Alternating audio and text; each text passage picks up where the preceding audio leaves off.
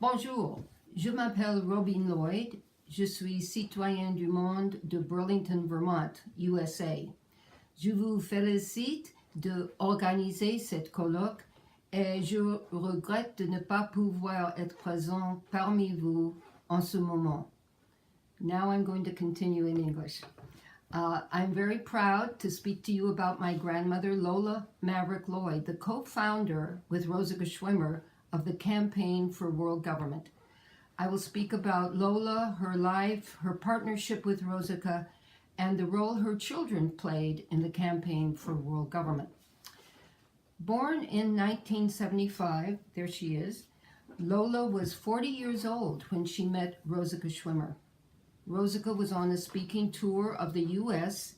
in the fall of 1914, alerting Americans to the war in Europe that was more horrible than she could have imagined. She called it an international massacre. What so impressed Lola was Rosika's twinning together of the demands for women's suffrage and the imperative for peace.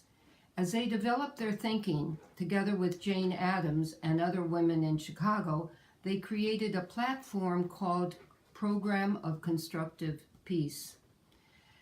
They became close friends and colleagues for life, although there were ups and downs in their relationship. Lola was almost always aligned with Rosika's radical positions and frequently supported her financially.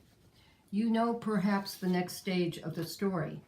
As the war continued to rage in Europe, they traveled with other women to Washington, D.C., and in early 1915 formed the Women's Peace Party.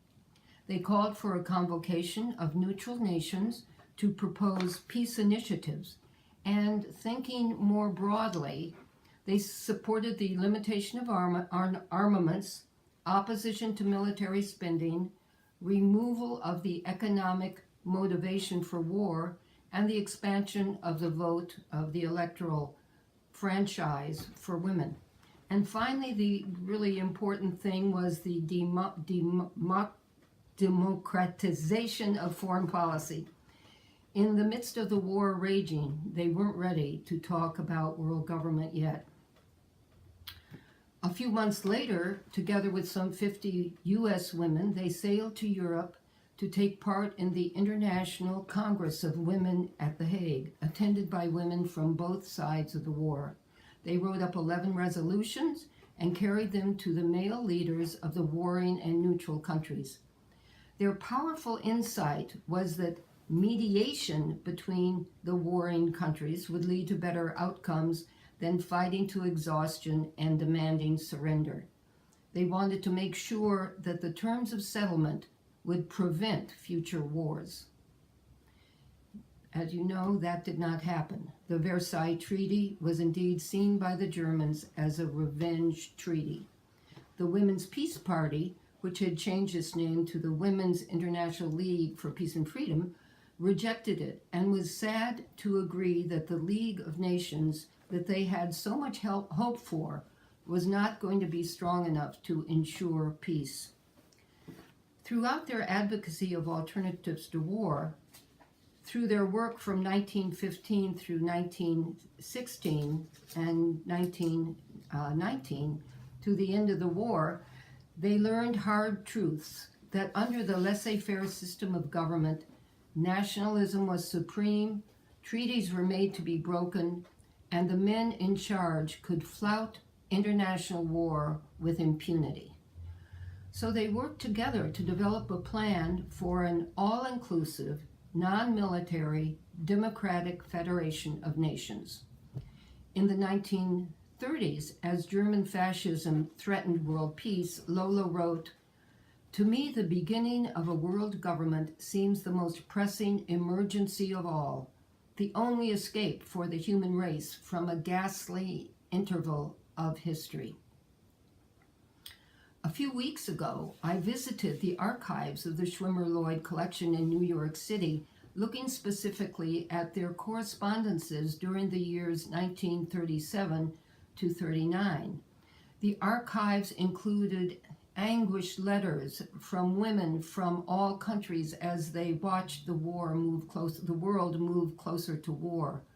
There was the Spanish Civil War, the rearmament of Germany, and the Munich Agreement. Camille Drevelt wrote, La psychose de guerre avait gagné le monde. And Edith Winter, Rosica's aide de camp, wrote, Stop immediately this senseless orgy of human suicide. In 1937, with the storm clouds gathering and disenchanted with the League of Nations and its weaknesses, they established the Campaign for World Government. It was the first World Federalist organization in the 20th century. Its mission was to promote a world government directly representing the interests of the world's people as opposed to the interests of states. The campaign's early platform was outlined in 1937 in their pamphlet, Chaos, War, or a New World Order, which called for the creation of a World Constitutional Convention. Schwimmer and Lloyd sought a sweeping alternative to the international status quo, one that took the needs of ordinary men and women into account and gave them a voice in international relations. They saw the League of Nations as an organization composed of and thus representing the interests of the war makers, and those being the various national governments. When war came, they found it harder to find supporters for their vision.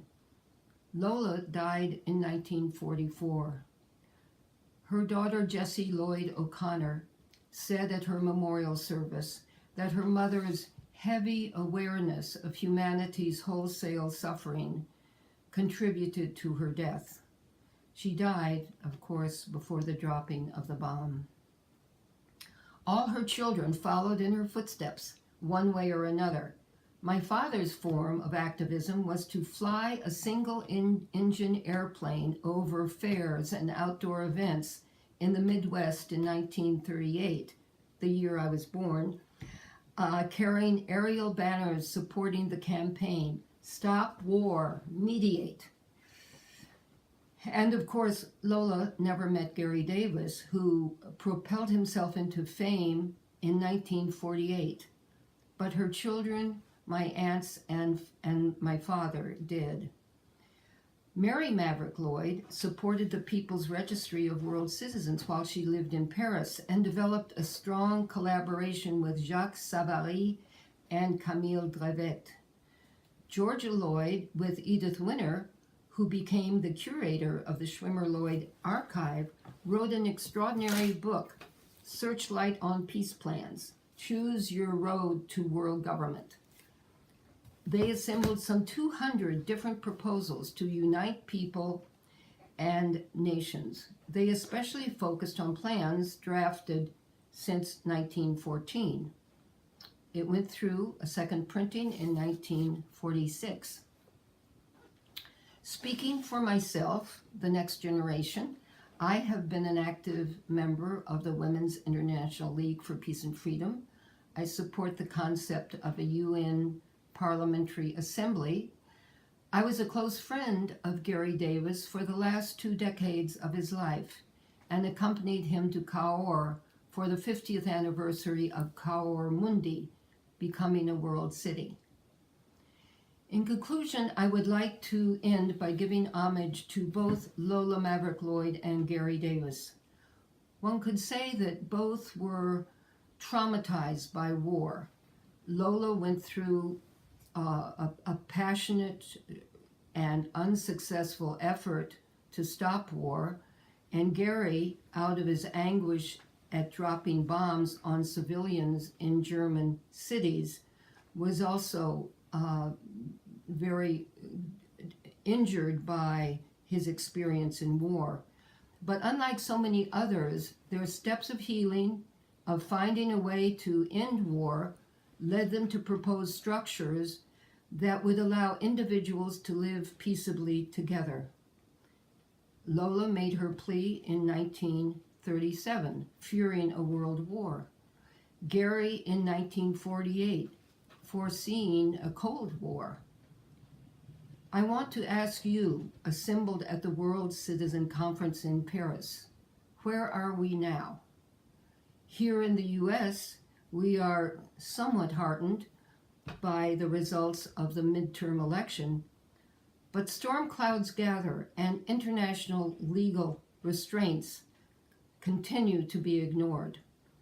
Where is the movement to help men put down their guns and restore a caring global community? I hope as you meet in Paris that you will inspire each other to come together and continue the struggle. Thank you.